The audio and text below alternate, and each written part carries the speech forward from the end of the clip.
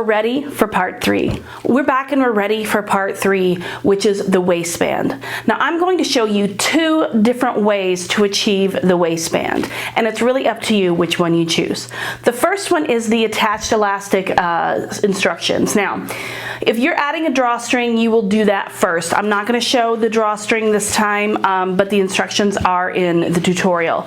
So the attached elastic says first thing is to take our elastic, and there is a length chart in the tutorial, or you can find your own length of elastic, and that is, if you're making a low rise, you're going to measure your low waist. 2 inches, about 2 inches below your navel.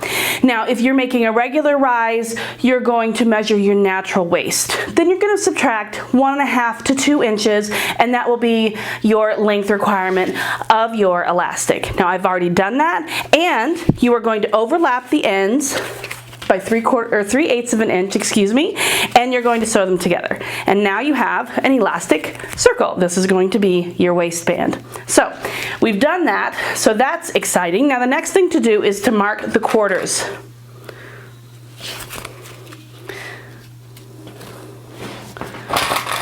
You can use pins or clips, it's up to you.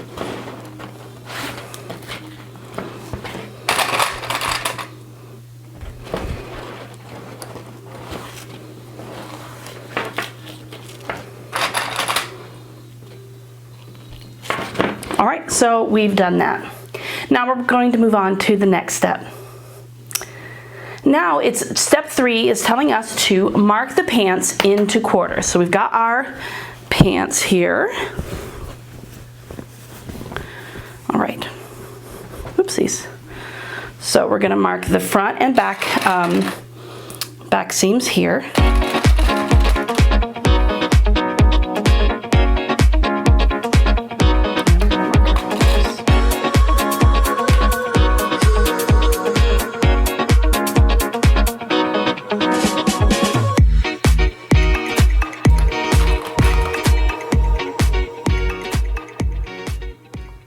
Now, one thing to notice is that you can see that the side seams are not the quarter points, so don't assume that. Make sure you're actually doing the work to find where those quarter points are. All right, now we're going to sew the elastic to the waistband. So that means we got to line up our elastic with our waistband. So where we sewed the elastic together is going to be the back of the waistband. So we're going to take the back and we're going to pin that. And then we're going to take the one opposite and we're going to pin the front. Then we're going to pin the side seam, or not the side seam, but the side quarter, and the other side.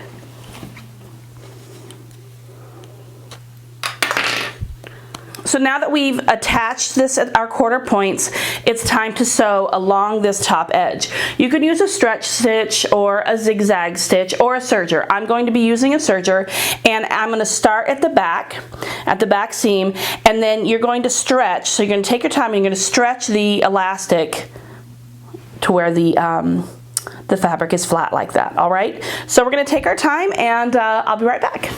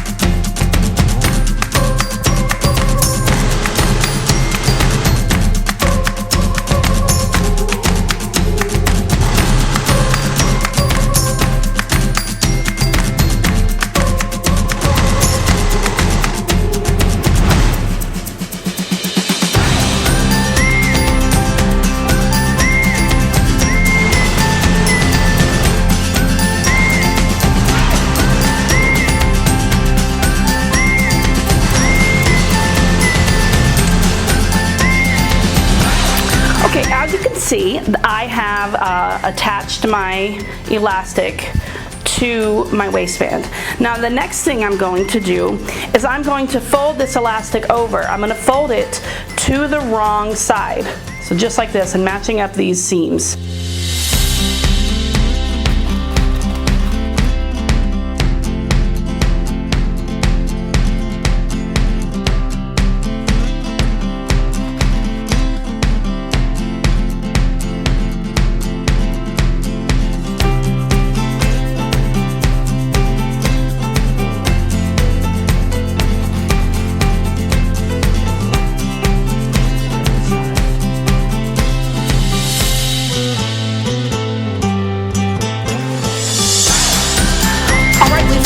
Our elastic over now, and we have pinned it or clipped it in place.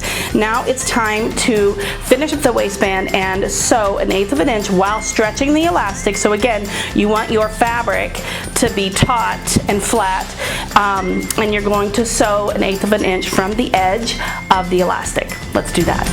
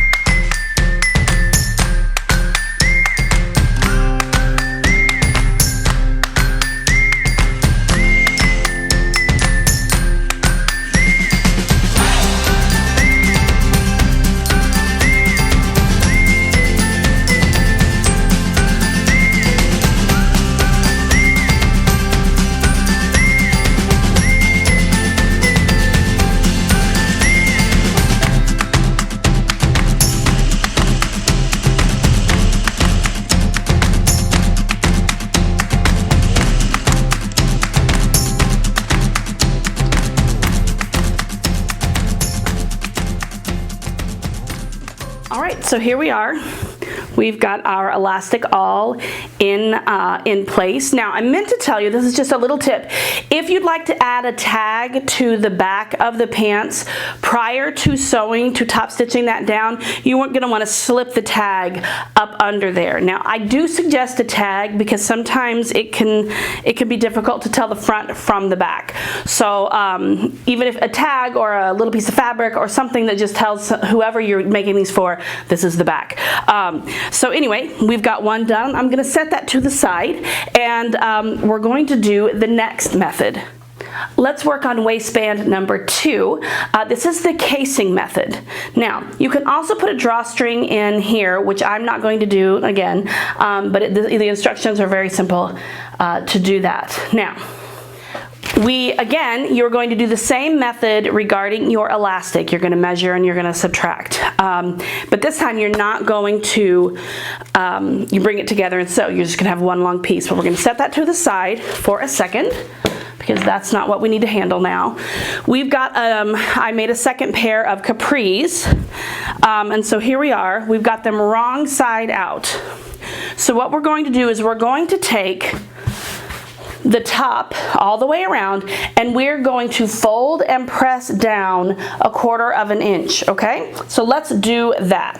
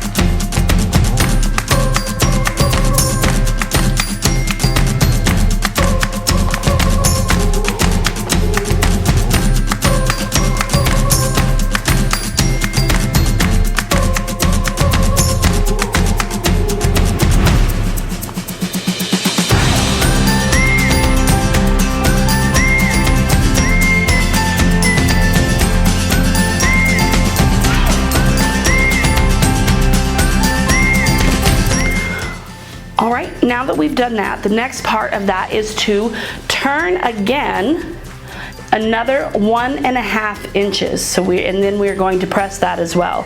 And if you need to feel a little more safe, you could pin or clip as well.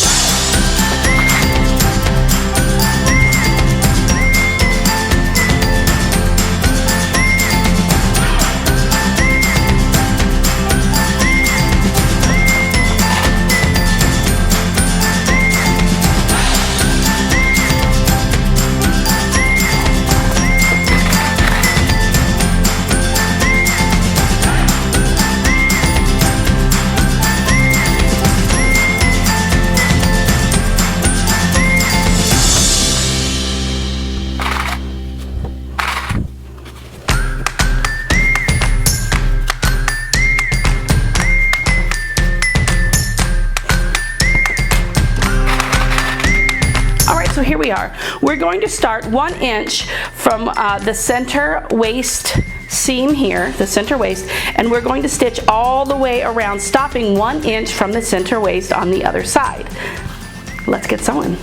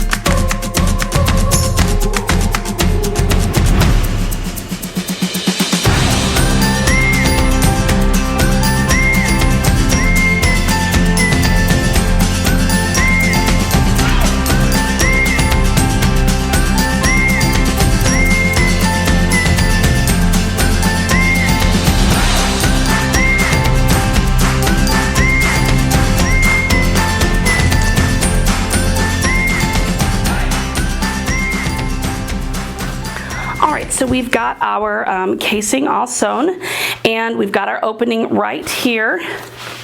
Let me move this out of the way. We've got our opening here, which is where we are going to now feed our elastic through. Now I've got my elastic. I've got a bodkin here. If you don't have a bodkin, you can use a safety pin. You could even use a bobby pin. So touch that on there, and we are going to just feed it through.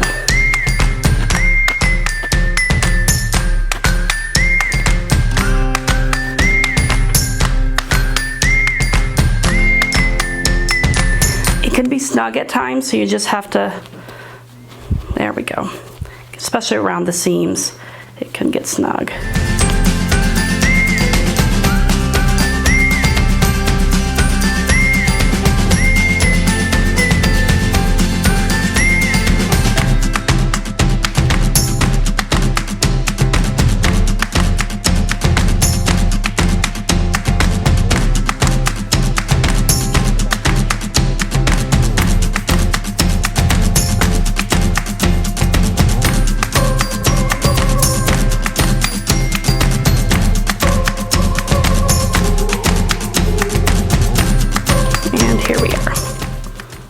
There we are. All right, so here we are. We're at the back end, and we've got our elastic here. So now we're going to overlap it by 3/8, and we're going to go stitch it together.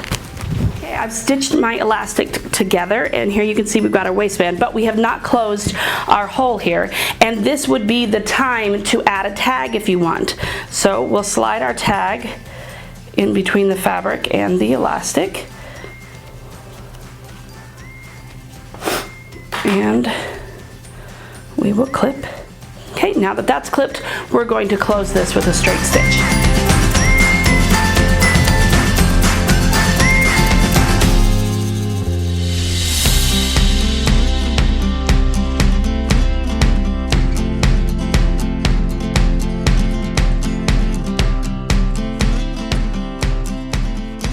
All right, here we've got our waistband all finished. I love the encased waistband. It's a little more challenging because it's a tight fit. But before we move on to step 4, we have one more thing that we need to do to finish this off. Many times elastic likes to roll, and that can be really frustrating. So we're gonna go back into our machine, and we are going to stitch in the ditch up through this seam, the front, the back, and the side seams. This is going to prevent the elastic from twisting. You won't have that issue with the other method, the attached elastic method, but you might, not always, but you might have that issue here. So we're going to remedy that before it happens by stitching in the ditch on those seams.